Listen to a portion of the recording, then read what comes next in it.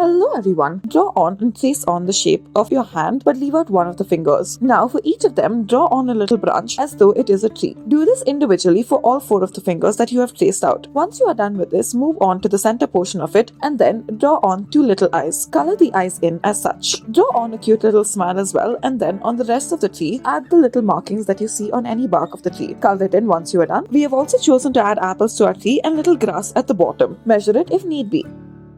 Next, keep out 4 of your fingers and then place it but in this shape. Trace it out and then connect the bottom to the bottom of the page. Draw on a little eye turning the paper to the side. We will be making a barking dog. Add on another ovular shape to the top and this will make the ears of the dog. Add on the inner lining, draw on the nose and then color it in using your black marker. Add the teeth of the dog and then make it as sharp as possible. Do the same for the bottom as well. After this, proceed to color in the ear in light pink or any other color that you please. Once you are done with this, you may move on and color the rest of the dog as well. Once again, we have chosen the color grey. We measure the markings of the dog should you like to. You may also choose to color the dog in different colors such as brown or light gold.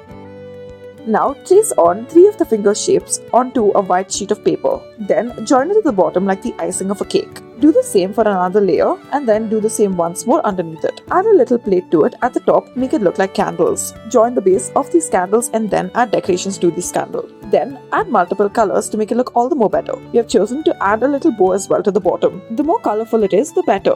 This is more exciting. Next, bend 4 of your fingers or all 5 of them and then place on the shape onto a white sheet of paper. Draw on the center markings to make it look like slight swirls and then join the bottom in an ovular shape. Then add on some leaves and then add the stem and then you should have yourself a rose. After you are done with this, begin coloring it in with a red marker. Do this for the different layers that are present. After this, move on to coloring in the stem with a green marker. Do the same for the leaves and the rest. Thank you for watching.